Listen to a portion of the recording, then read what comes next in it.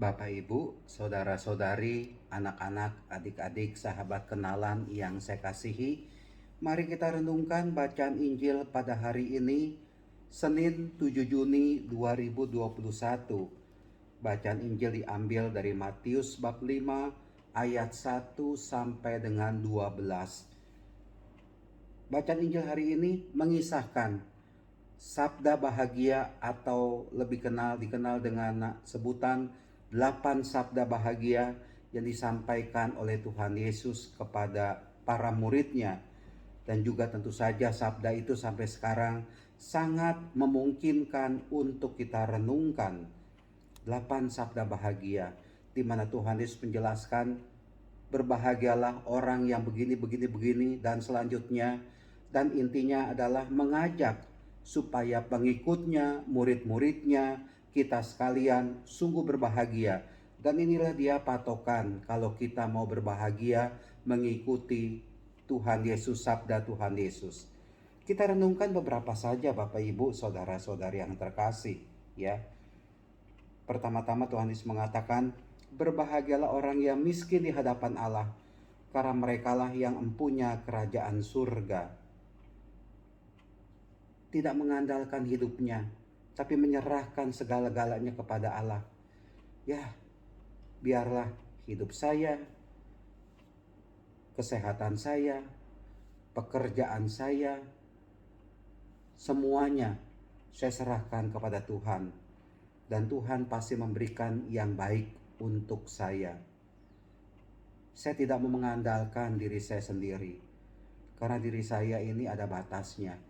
Tapi ini bukan berarti kita boleh malas-malasan loh, bukan. Bukan berarti kita ya sudah nggak usah kerja, bukan. Kita tetap berusaha, kita tetap ulet, ya. Kita tetap bekerja, tapi seluruhnya itu kita serahkan kepada Tuhan. Biarlah Tuhan itu menguasai diri kita, dan Tuhan kita jadikan segala-galanya bagi kita. Bukannya kekayaan materi, bukannya kekayaan kedudukan, bukannya kekayaan posisi, pangkat yang dikejar, tapi yang mau dikejar dan didapatkan adalah Allah sendiri.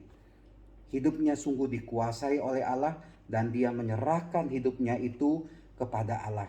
Disinilah ketika kita menyerahkan hidup kita kepada Allah, Tuhan memberkaya kita dengan rahmat-Nya.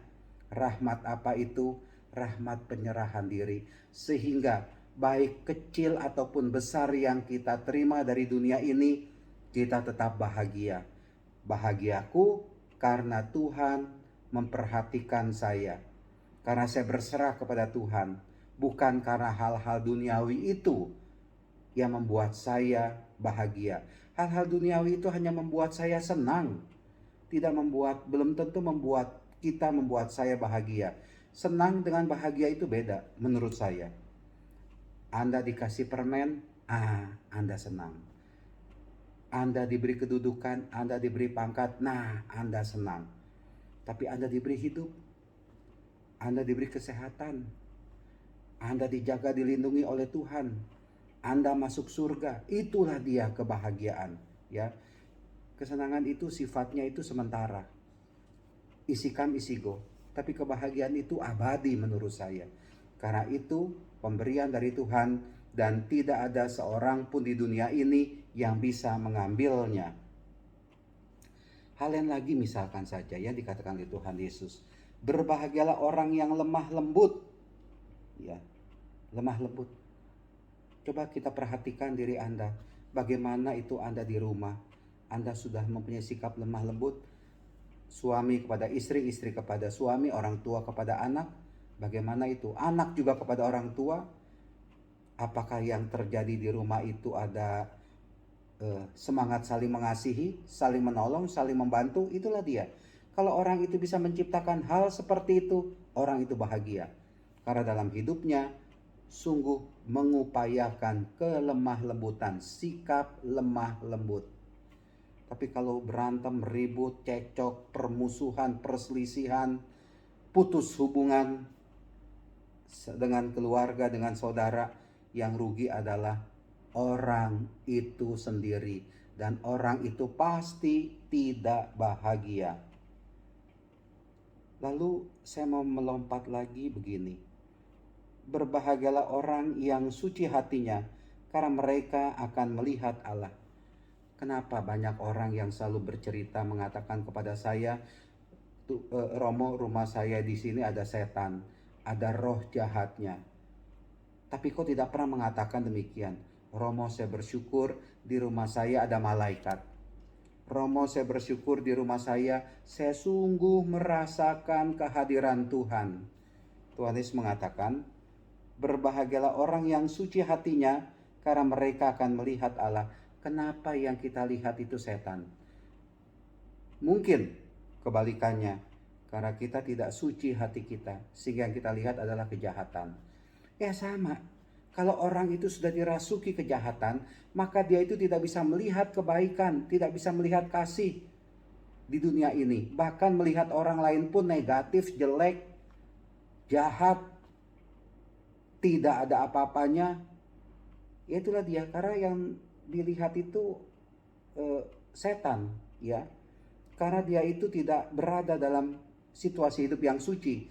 Kalau orang yang benar-benar hidupnya suci, memandang orang lain itu sejelek-jeleknya orang lain, seberdosanya orang lain, yang akan diberikan itu adalah kasih. Tapi kadang-kala juga pura-pura. Pura-pura mengasihi, ya udahlah.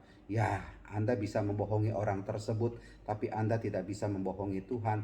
Itu anak yang hilang ketika dia pulang ke bapaknya. Bapaknya itu dengan benar-benar menyatakan kasihnya, menerima anak itu yang berdosa dan dipeluk tanpa kecuali.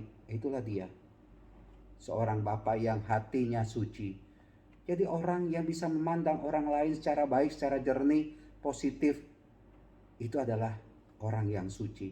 Tetapi kalau Anda memandang orang lain jelek, tidak pantas, tidak layak, maka Anda hidupnya tidak suci.